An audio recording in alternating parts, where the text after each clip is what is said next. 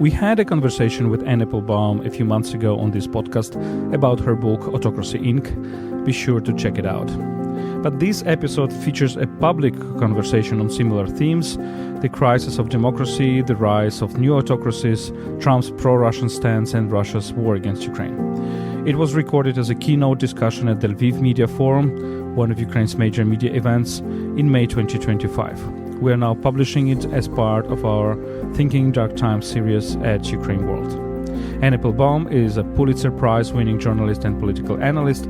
My name is Volodymyr Yermolenko. I'm the chief editor of UkraineWorld and the president of PEN Ukraine. You can support our work at patreon.com/UkraineWorld. Your support is vital as we rely heavily on crowdfunding. You can also support our volunteer trips to frontline areas in Ukraine, where we provide aid to both soldiers and civilians. Donations are welcome via PayPal at ukraine.resisting@gmail.com. You will find these links in the description of this episode, so let's begin.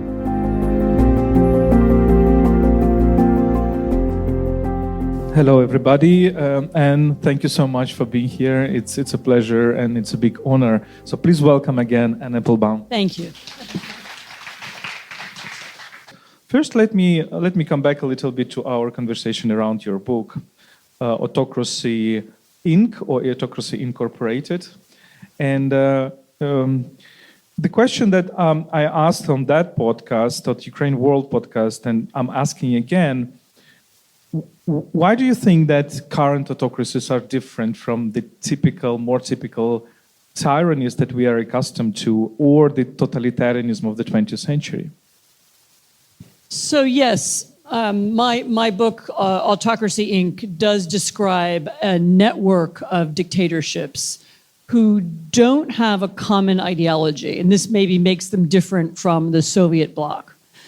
So we're talking about communist China, nationalist Russia, theocratic Iran, Venezuela, Zimbabwe, a really wide range of countries with different interests. What holds them together is not, as I said, a common set of ideas or a common vision, but rather a set of interests, and some of them are financial interests.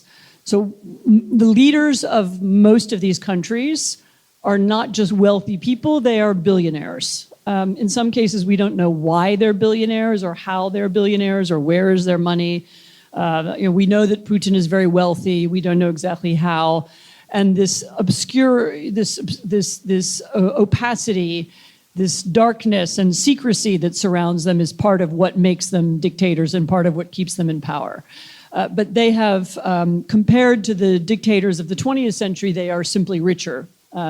They have more ways of stealing money, they have more ways of hiding money, and they also have ways of using that money to build their power and spread influence, not only in their own countries, but in ours, in the democratic world also.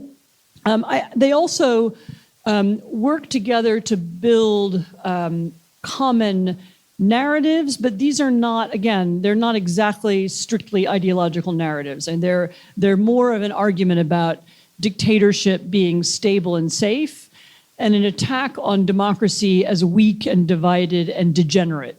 Sometimes they even mean sexually degenerate. And this is this is different from China to Iran to Venezuela, but you get common echoes, and you see them imitating one another and copying one another across languages and across media. In my book, I trace some of these narratives and find them. For example, the story about the biolabs in Ukraine. Do you remember this from the beginning of the war? Of course. Right. So the biolabs appeared. We are all products of the biolabs. We know about the biolabs. So the biolab story appeared obviously in Russian, but it also appeared in Spanish. It appeared in Iran. I found it in all kinds of media. I found it on the U.S. internet. I found it in all kinds of places. So they copy one another. And finally, they have, again, different interests and different, different things they care more about. They are also pretty united in their common desire to push back against the language of democracy and the language of rule of law, democracy, transparency, accountability, independent courts. These are things that bother all of them. Rights also, human rights, women's rights. These are things that bother all of them because this is the language of their own internal opposition. They hear it around the world, and they feel they need to push back against it around the world. So whether it's the Hong Kong democracy movement or the Iranian women's rights movement, or indeed the Navalny movement in Russia, which was an anti-corruption movement, a transparency movement, they've identified these things as a threat to them, and they fight them everywhere, at home, abroad, in America, in Ukraine, in Europe.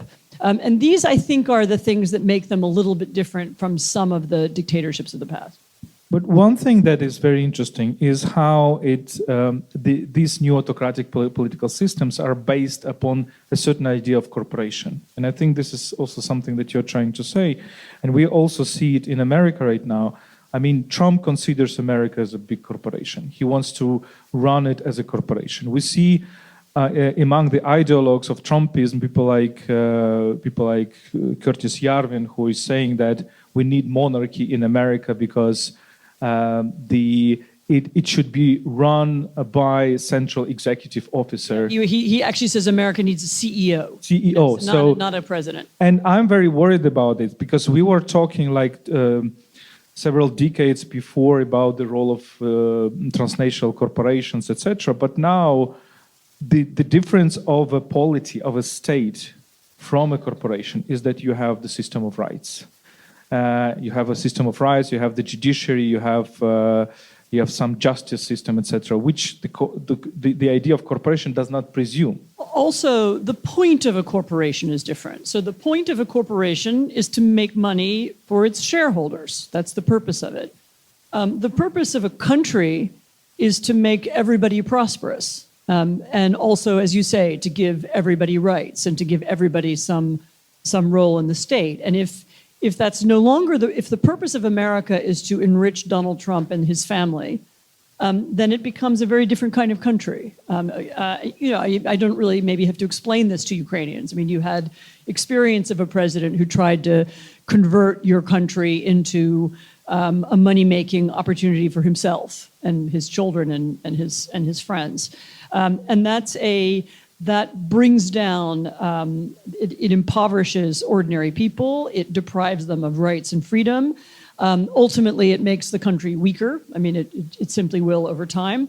And in the case of the United States, it is also it is catastrophically illegal. I mean, it goes against every single tenet of our Constitution and every single aspect of our legal system. And anyway, sorry.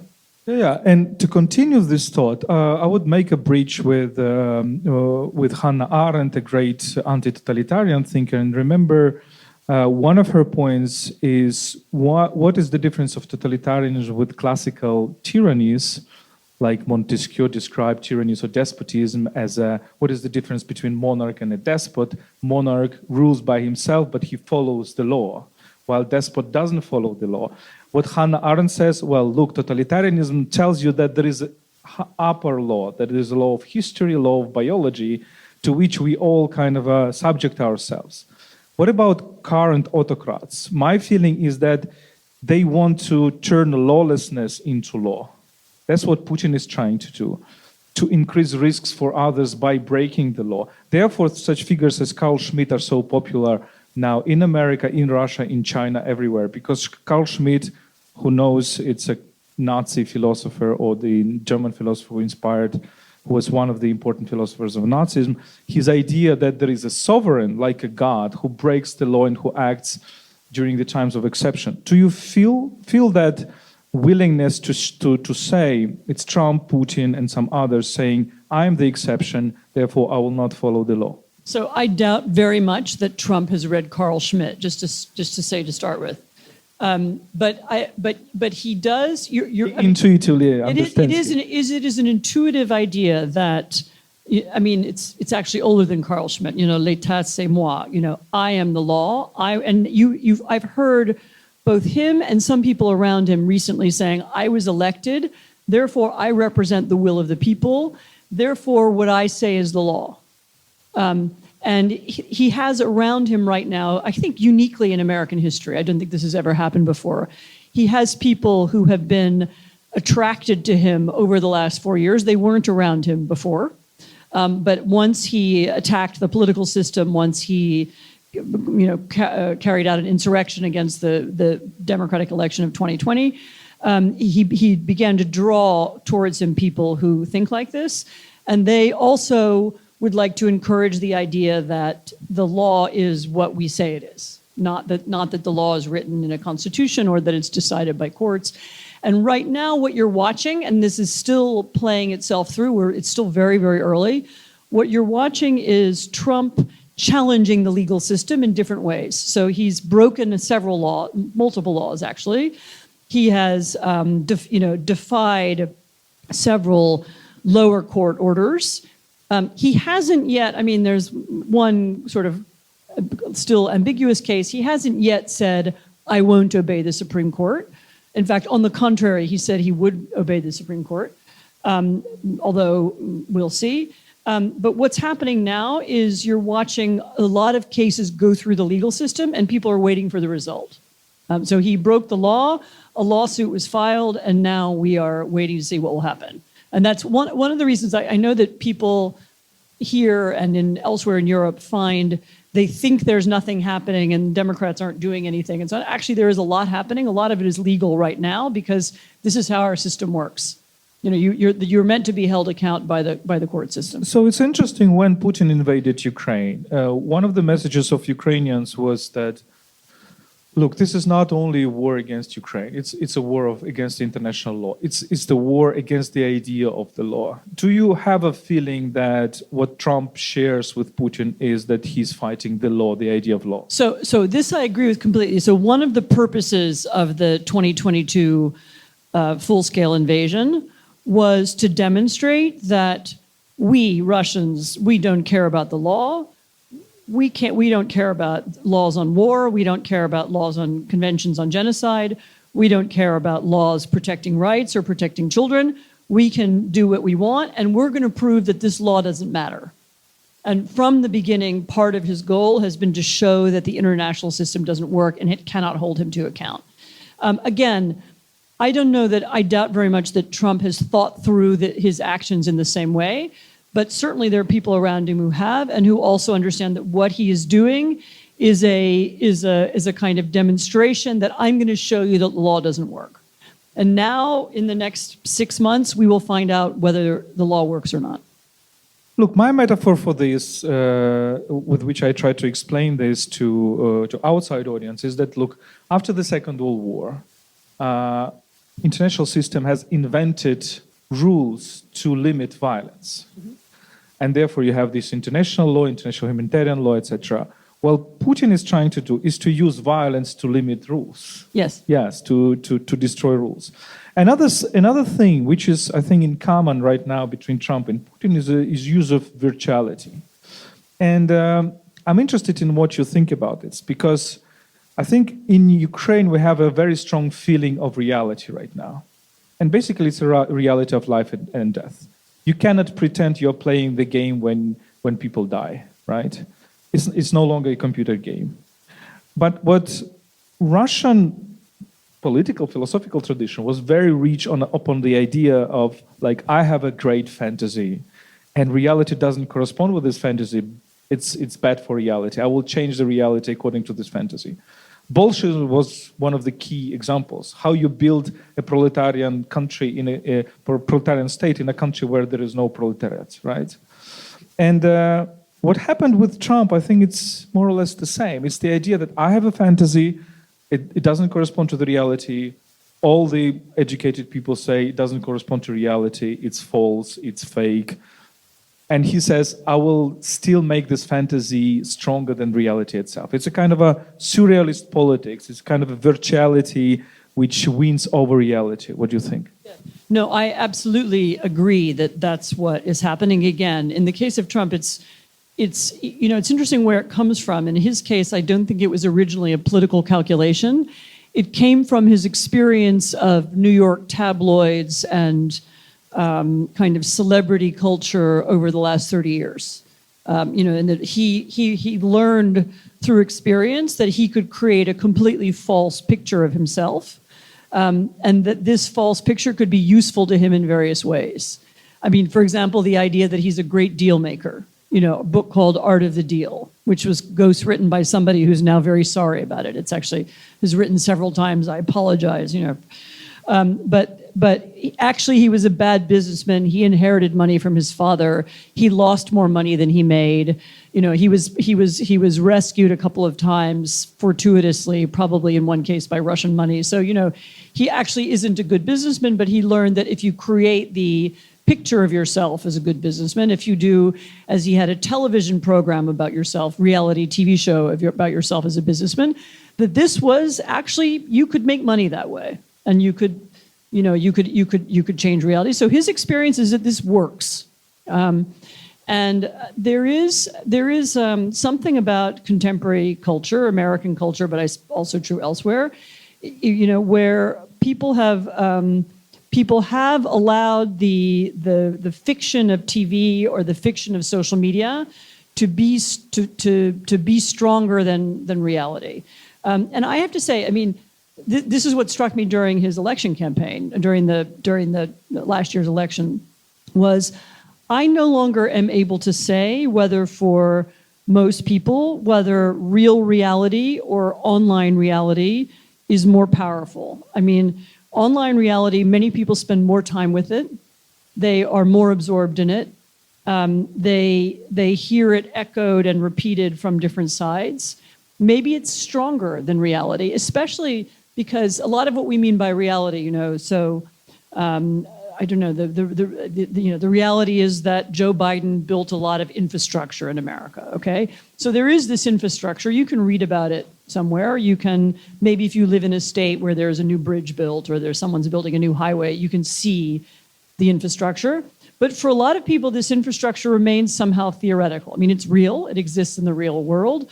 But the way you now absorb it is, again, through social media and TV. And somehow this, if your social media says this infrastructure doesn't exist, then that's more powerful to you than the actual bridge that is in the next door state. So we are in a complicated moment when people do believe things online in a deeper way than they believe them in real life. I mean, there's another aspect to this too, and this is maybe, in the case of Putin, I think this is deliberate. There's another thing that Trump does, aside from creating alternate reality. He also often repeats lies or repeats things that are not true or exaggerated, over and over and over again, even when they can be misproven. So recently, he started talking about the price of petrol, of gasoline. Like, anybody who has a car knows what is the price of petrol, and they know what groceries cost. And so you now have Trump saying things that people know aren't true. And so the question is, why is he doing that? And that has, I think, another purpose. And this is something that Putin learned, which is that also if you repeatedly say things that compete with reality, then eventually you create a situation where people say, my God, everybody's lying on television. I don't know which politician is right and wrong. All politics is bad. All the public sphere is polluted. And I'm just going to stay home because politics is awful and nobody knows what's true and what's not. And there is even a way, I mean, this has already showed up in polling where, for example, some of the very corrupt things Trump has done, in a way, the corruption has polluted the political sphere, and people say, oh, well, all politicians are corrupt. He's lying, and so all politicians lie all the time. And people stop making these even differences between them. And this, of course, this really is the road to autocracy, because once people say everyone's lying, they're all false, there's no truth, then why would you participate in politics at all? You would just stay home. Why vote? Why join a political party? Why be a candidate? It's all fake. So it's a way of creating apathy and creating nihilism and creating cynicism. And I think this he has done. I mean, I wouldn't say it's worked for everybody, but it works pretty well. And of course, this has been Putin's project for 20 years. And this is precisely what, again, coming back to Hannah Arendt, how she describes a sound society is with this idea of bios politikos, which translates into Latin as vita activa, so active life, life as active citizen. So if today's despots develop certain pacifism, not pacifism, but passivism, being a feeling of being passive and feeling of not really influencing everything around you, that creates these new autocracies. And then there are two questions that arise. First, how they play with individuals, because the classical totalitarianism is saying individual does not exist. You don't have a right to your private life. While today's autocracies are saying you do have a right to your private life. We know your private life because we micro-target you. You actually express yourself in consumerism. You want this music, go buy it. You want this kind of a fashion, go buy it, etc. But then stay away from politics. And that's what you're saying in your book. But another feeling, which I feel basically even not in autocracies, but in democracies in Europe or in America, is that this feeling of helplessness. And I say sometimes to Europeans, like, you are Václav Havel upside down. You are not the power of the powerless, but powerlessness of the powerful. You know, you are powerful, but you have the feeling that you cannot change anything about Russian invasion of Ukraine, about and other things. So, what do you think about this kind of feeling of being, I'm not having influence on anything, so I will stay away from all this? Yeah, no, I mean, there is a deliberate policy designed to make people feel that way. I mean, there's a slight nuance in Europe, which is different from America, which is that Europeans genuinely have a problem in that their institutions don't fit the moment. So Europe is genuinely if European Union as a whole, and especially if you add the UK, is the richest and most powerful economy in the world. And it could easily have the richest and most powerful army in the world. But it isn't structured to do that. It wasn't built for that purpose. It was built for this era when there would be no more wars. Because the last war was Second World War, and there will be no wars. There will be no more wars, right? And although some countries have militaries, it's not that there's nothing. There isn't a way of there was a way of making it into a single, more powerful thing, and that was NATO. But now that we have a U.S. president who is less committed to NATO, let's just leave it like that, and who is willing to undermine and attack allies, which he has done repeatedly since becoming president, actually for the last 6-8 years. It's almost, you've destroyed the central organizing principle of NATO, and it isn't clear how you recast it or rebuild it. And that's not just a philosophical problem. That's also an institutional problem, and it doesn't have an immediate or obvious solution. And there are plenty of Europeans now. People keep saying, someone said it to me today, oh, Europeans live in a dream world. They don't understand what's happening. No, a lot of Europeans understand. They understand well. They understand Russia is a threat. They understand the war in Ukraine is dangerous. They understand that Russia threatens them in the cyber world, in sabotage, in many other ways. They understand that the U.S. is now led by somebody who is, at the very least, unenthusiastic about them. They all understand it. It's just that there isn't a clear path to, it's not like there's a single leader or a single institution or a European army that can be, this is a deeper kind of problem, because the world that Europe created for itself after 1945 didn't imagine existing apart from and away from the United States. And it's a world of agora, the internal conversation, which doesn't presuppose the agon, the idea of defense and fight for its survival. But now that world is gone, and increasingly Europeans are shocked with this. No, they know it's gone. Yeah. They're not shocked. But I'm talking about the leaders, Poland, Germany, France, UK, Scandinavia, Baltic states. They know it. There's no illusion. I think even Italy and Spain, although they're farther away and it matters, everybody understands it. It's just that they don't have yet a clear, obvious alternative. There isn't a person or an institution who is the obvious leader to move them forward. And And let's talk about this, because now we pass from like broad philosophical questions, which interest us also very much because it's where the world is going, but to very existential questions. So Trump and Putin. Trump wants a deal. Putin doesn't want a deal. Putin wants destruction, victory over Ukraine. Does Trump have an illusion that Putin still wants a deal? Does he want to meet him, or what is going on? What is your like feeling of the coming month? Because for me, like presence of Xi Jinping on the parade in Moscow was a clear sign that the Kissinger in reverse, they want to do a Kissinger in reverse. They want to take Russia away from China, like Kissinger did China away from Soviet Union. It's not possible. China and Russia are It was very never close. possible. Yeah, it was never possible. Will Trump understand it at some point? So I am not able to explain the brain of Donald Trump. So stipulate.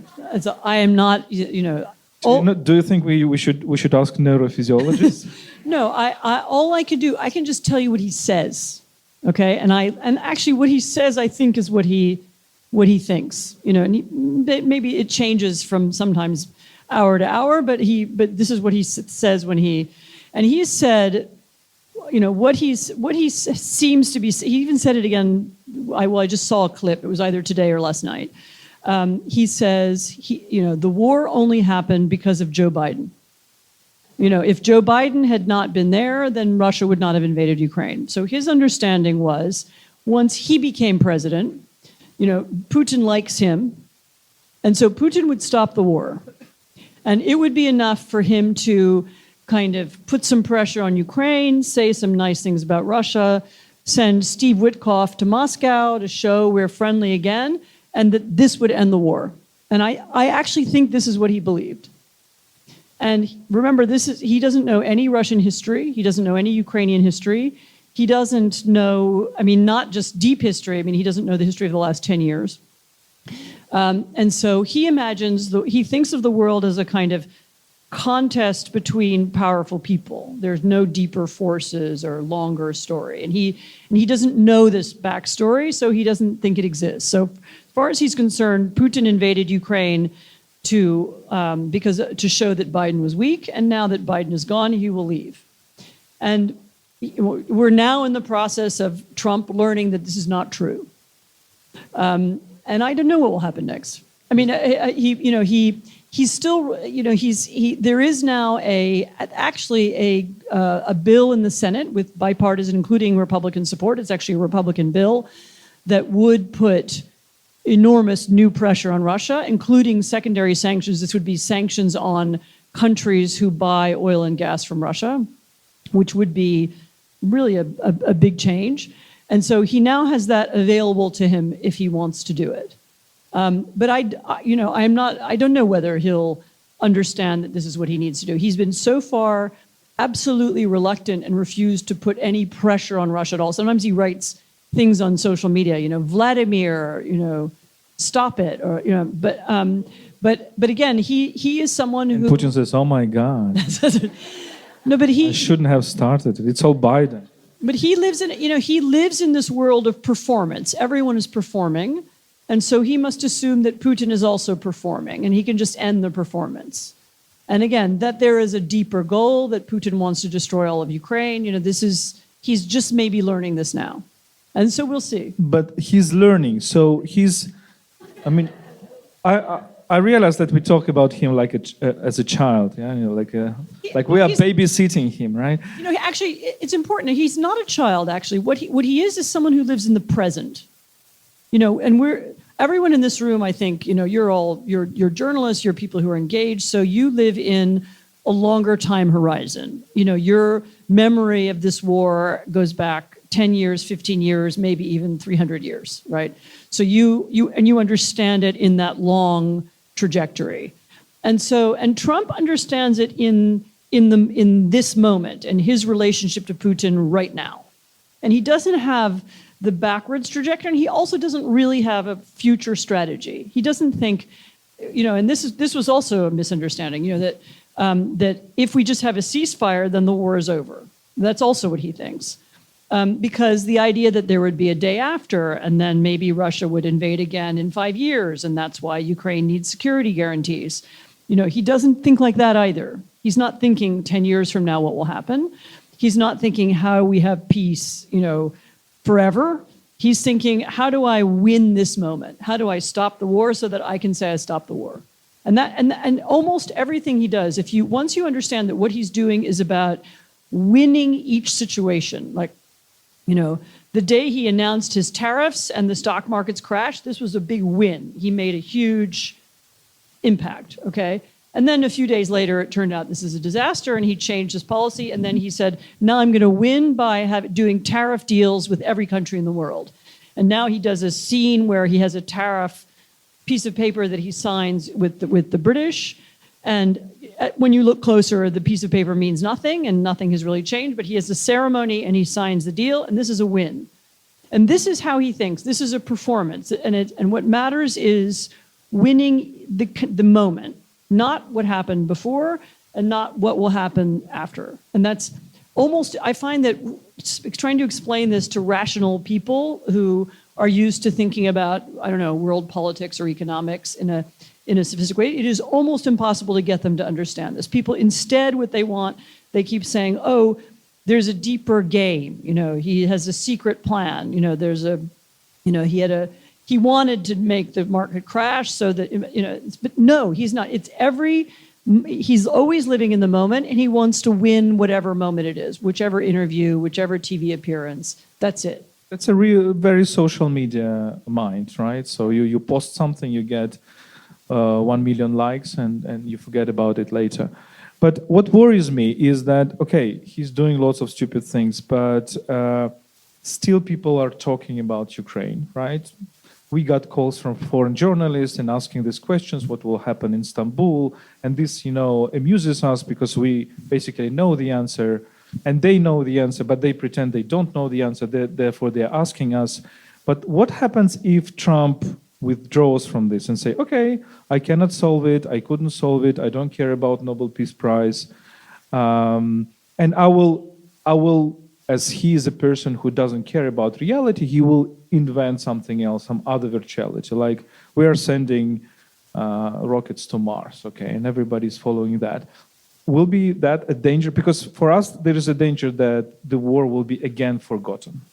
So it depends, and it depends what he means by walk away.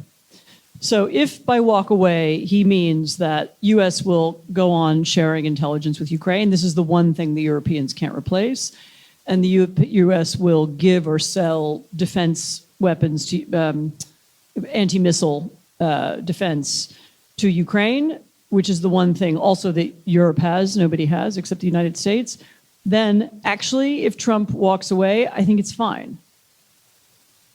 I mean, the war, you will have the support of Europeans. You will continue to, you've held the front line. Actually, somebody told me yesterday that the Russians haven't moved forward since February. You have the world's most sophisticated drone defense. It's getting better all the time.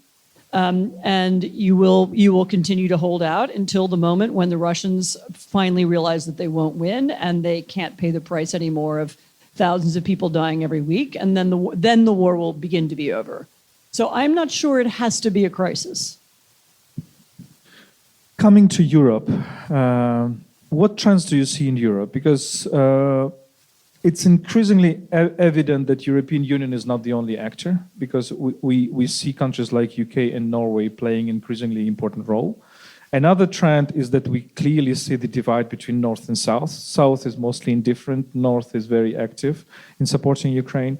Another trend is we have troubles in Central Europe.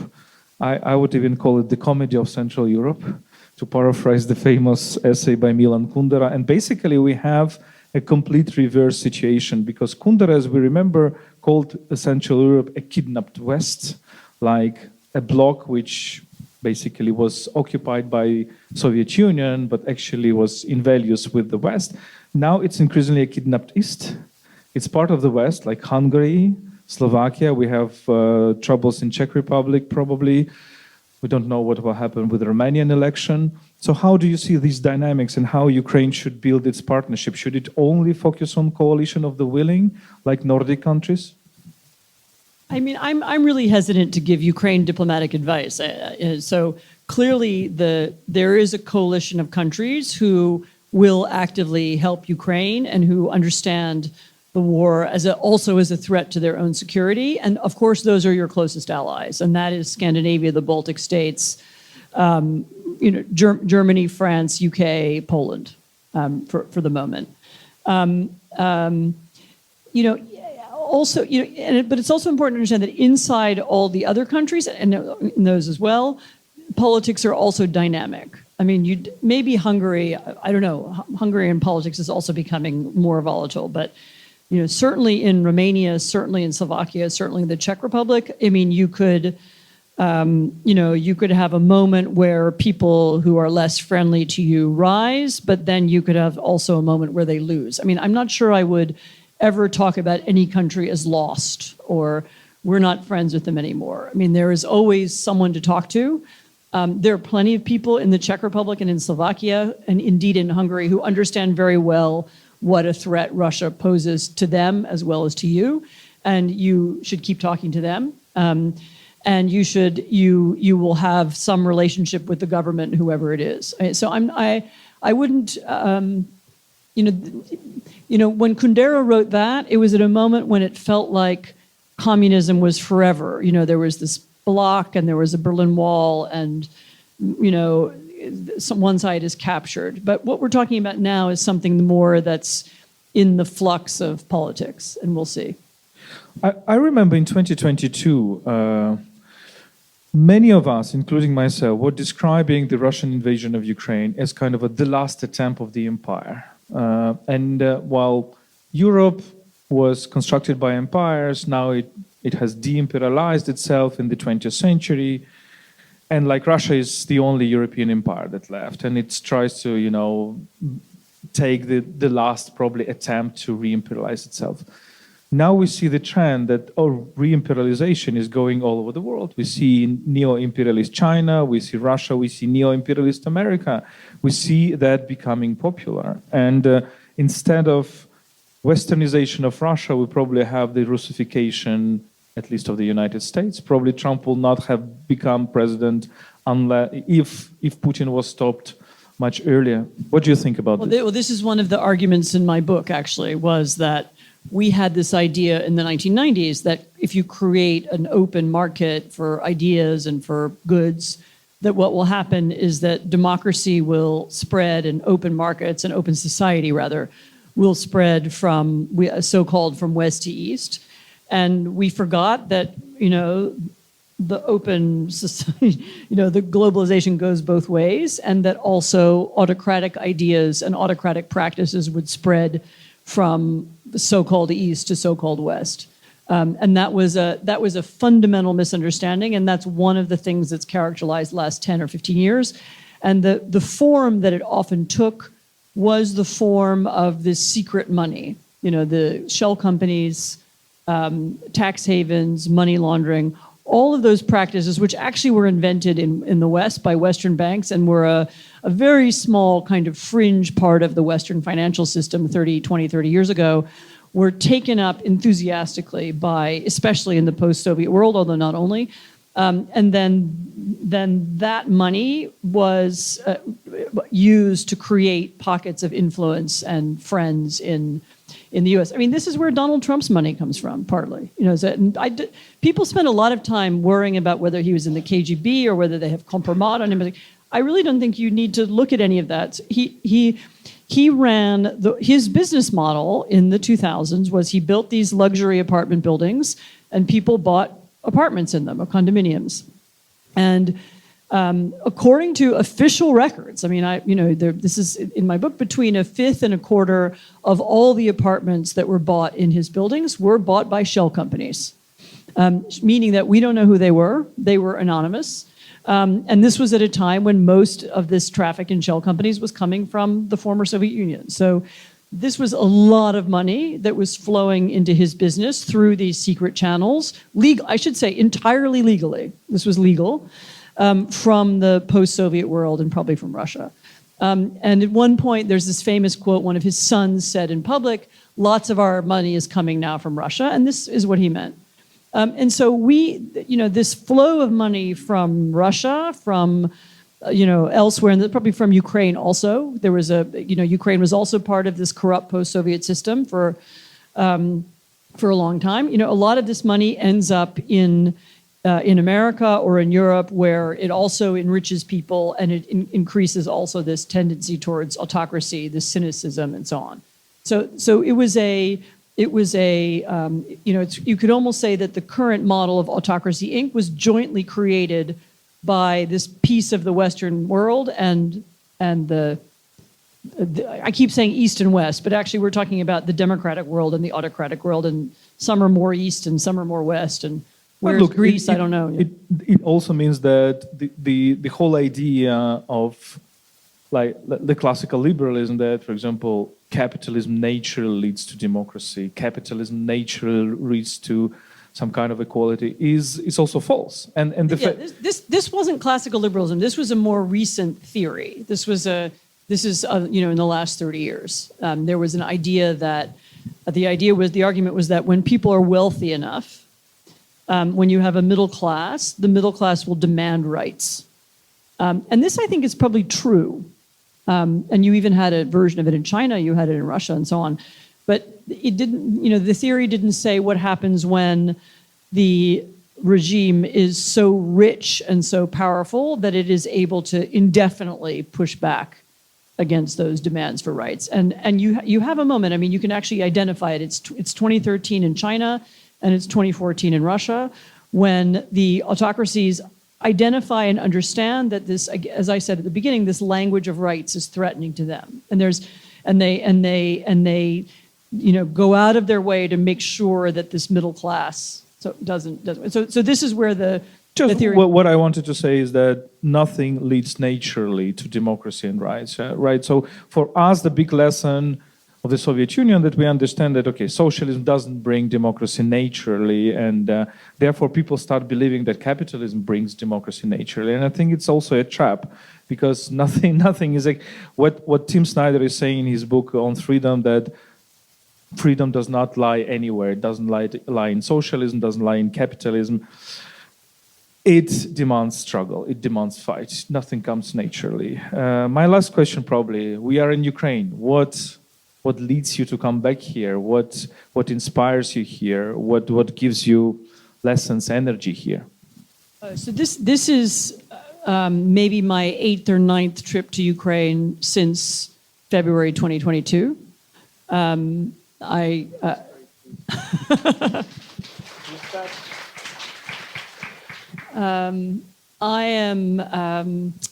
inspired by the resilience of Ukrainians. I'm inspired by the creativity of Ukrainians. I feel lucky enough to know both people in the volunteer world here who have, created institutions that have lasted, that have worked, that continue to serve people despite the stress of war and the need to raise money, and have managed to keep going. I'm also inspired, I'm lucky to know also people in the world of defense technology who have been dedicated to making sure that Ukraine is on the cutting edge of every new idea, and the creation of, I'm not going to tell this audience because the creation not just of drones, but of bespoke software, of teams of people who know how to use them. I've been in basements in Kiev where you can see the whole front line on screens, outside of Kiev, sorry. There's really almost no country in the world right now which is, as a society, put so much energy both into self-defense and self-care, into taking care of veterans. You have these extraordinary, here in Lviv, you have these extraordinary veteran rehabilitation centers. I was at one of them. I was at Superhumans yesterday, but I saw the mayor today who was talking about the other bigger one, the Unbroken. This is all, these are symptoms of a really healthy society. And maybe it doesn't feel like that if you actually live here. I live in Poland part of the time, and Poland is now, by historical standards, very rich. Like they've never been this rich. Their stock market is going up, and you tell Poles, you're really rich now, and they look at you and they, no, and I'm sure it feels the same way to Ukrainians, but there is really a unique spirit and energy here, and I feel inspired by it every time I'm here. We feel that we can give a couple of lessons to other parts of the world. Yeah. Thank you so much. Please, thank you. Thank you, Applebaum. This was a podcast series, Thinking in Dark Times by UkraineWorld, an English-language media outlet about Ukraine run by Internews Ukraine. My name is Volodymyr Yermolenko. I'm the chief editor of UkraineWorld and the president of PEN Ukraine. My guest today was Applebaum, a Pulitzer Prize-winning journalist and political analyst. This was our public keynote conversation at Lviv Media Forum, one of Ukraine's major media events in May 2025. We were talking about the crisis of democracy, the rise of new autocracies, Trump's pro-Russian stance, and Russia's war against Ukraine. Let me remind you that you can support our work on Patreon. Your support is vital as we rely heavily on crowdfunding. You can also support our volunteer trips to the frontline areas in Ukraine, where we provide aid to both soldiers and civilians.